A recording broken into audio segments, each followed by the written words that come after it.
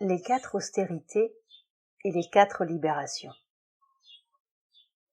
Partie 2.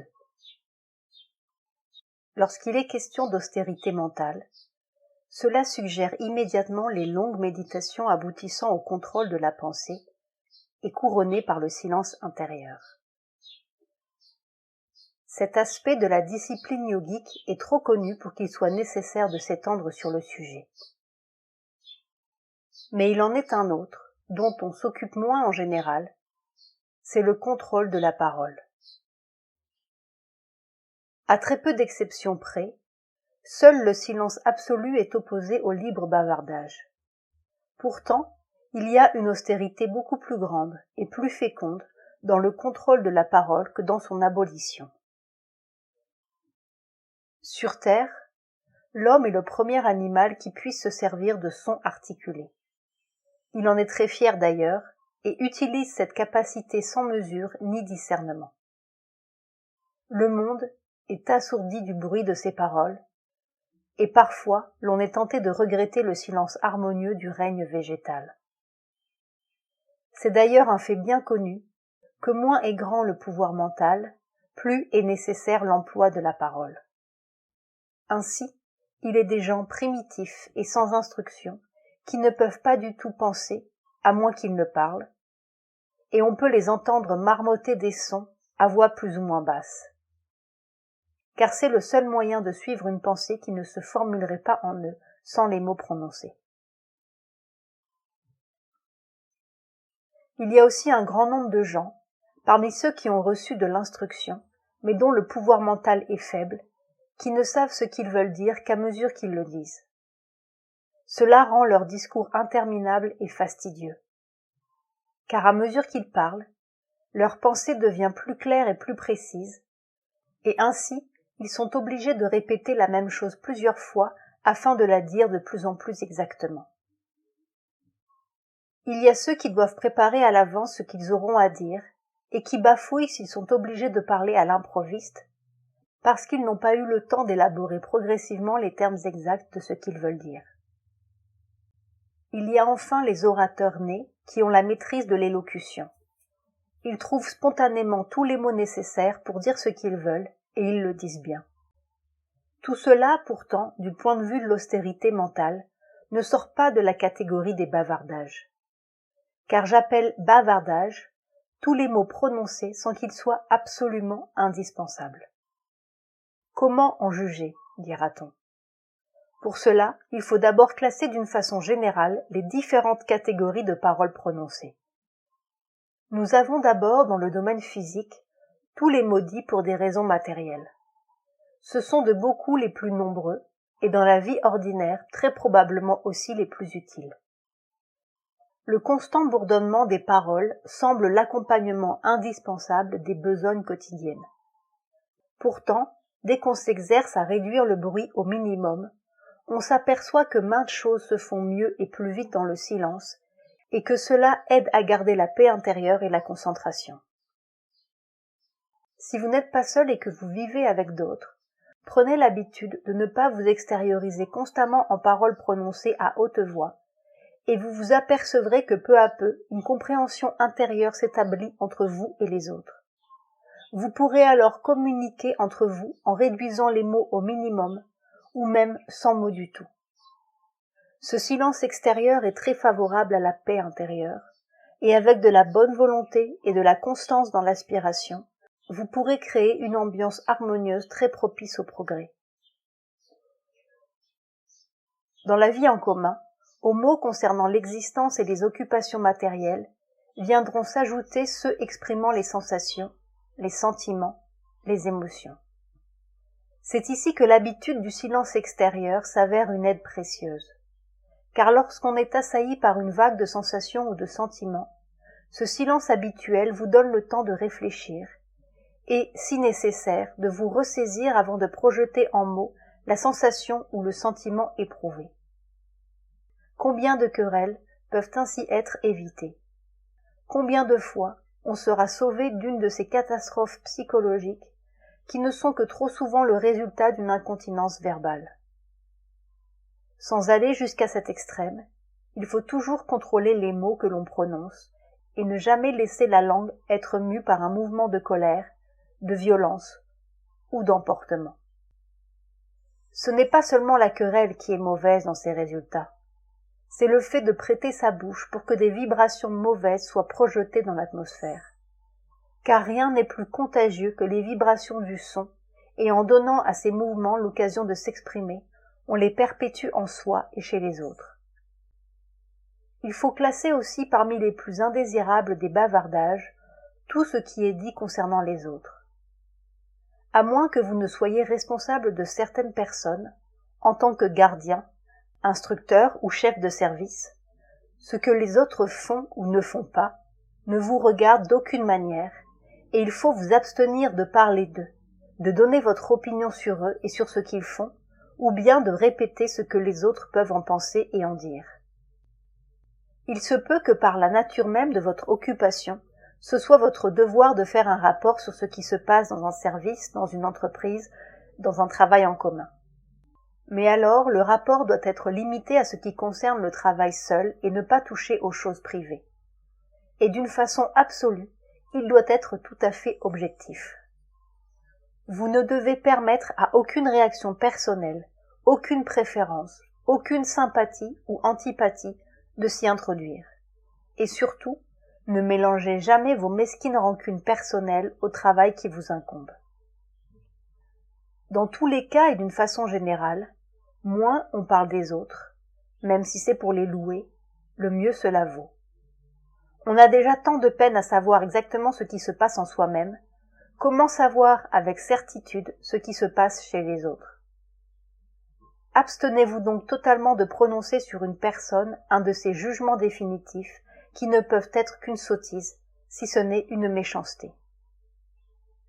Quand la pensée est exprimée par la parole, la vibration du son a un pouvoir considérable pour mettre la substance la plus matérielle en contact avec cette pensée et pour lui donner ainsi une réalité concrète et effective.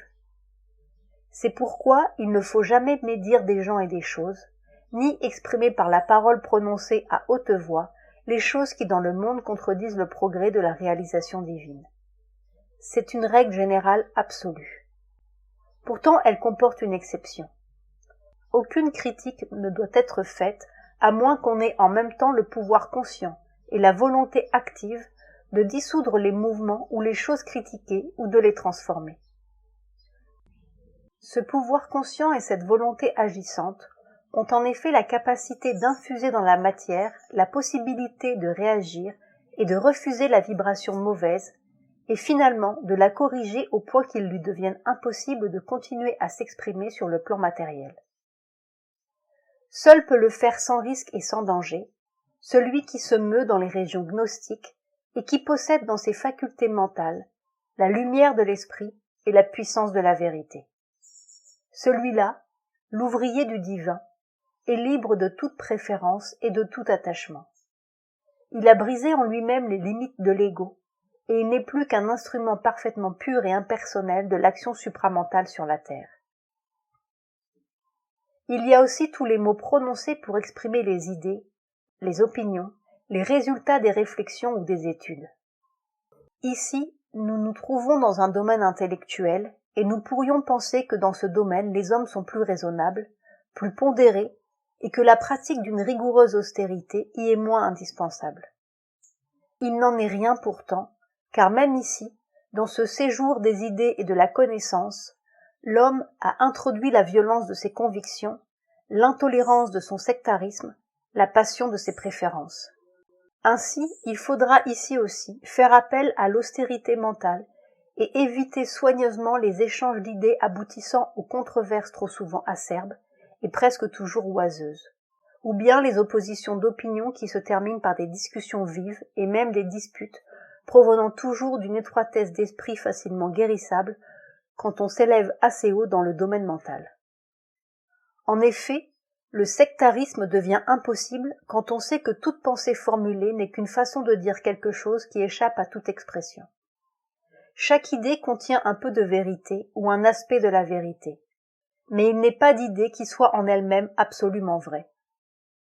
Ce sens de la relativité des choses est une aide puissante pour garder son équilibre et conserver une sereine pondération dans ses discours.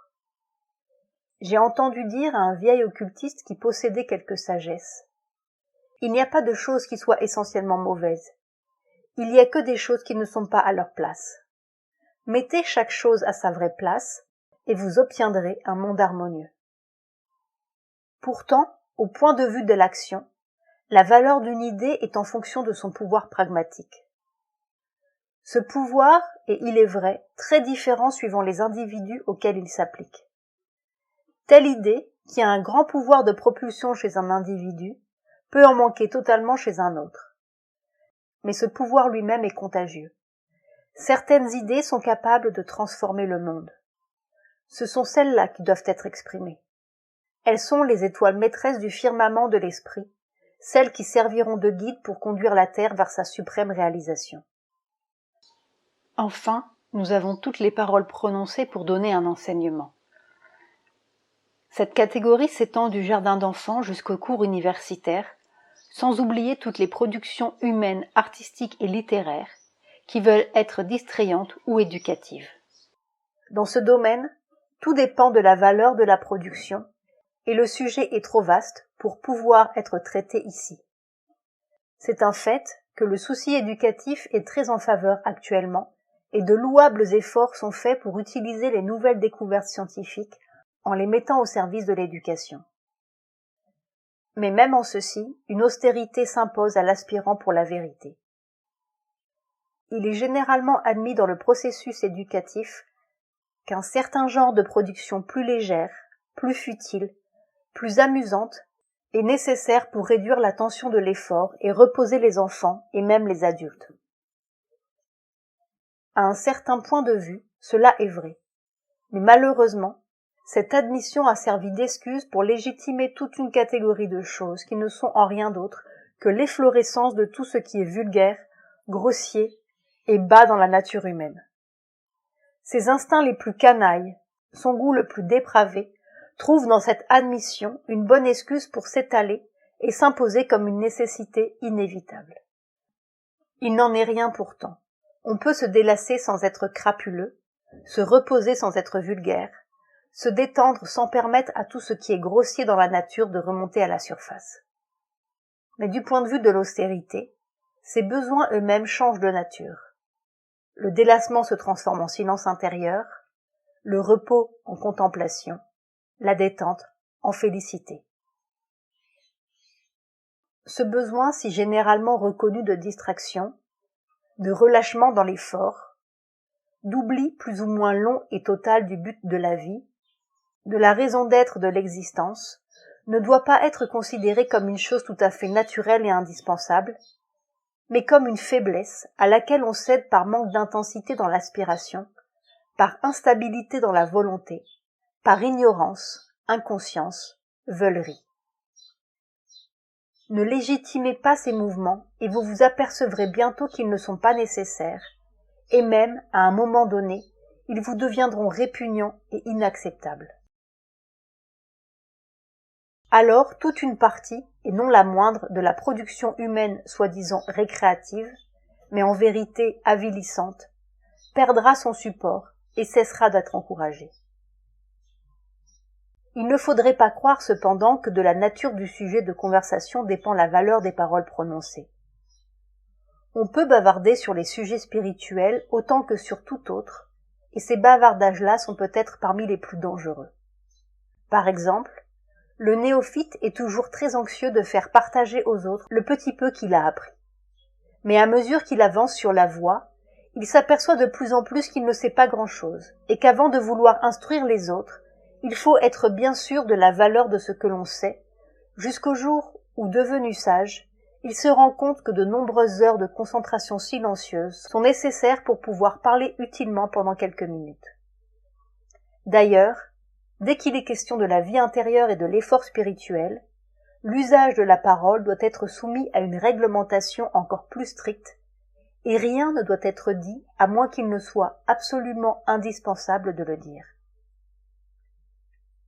C'est un fait bien connu qu'il ne faut jamais parler de ses expériences spirituelles, si l'on ne veut pas voir s'évanouir en un moment l'énergie accumulée dans l'expérience et qui devait servir à hâter le progrès.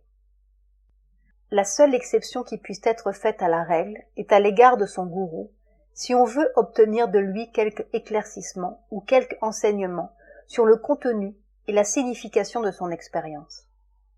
En effet, c'est seulement à son gourou qu'on peut parler de ces choses sans danger, car seul le gourou, par sa connaissance, est capable d'utiliser pour votre bien les éléments de l'expérience comme de marchepied pour des ascensions nouvelles. Il est vrai que le gourou lui-même est soumis à la même règle de silence en ce qui le concerne personnellement. Dans la nature, tout est en mouvement. Ainsi, ce qui n'avance pas recule nécessairement. Le gourou doit faire des progrès au même titre que ses disciples, quoique ces progrès puissent ne pas être sur le même plan. Et pour lui aussi, parler de ses expériences n'est pas favorable. La force dynamique de progrès contenue dans l'expérience s'évapore en grande partie dans les mots.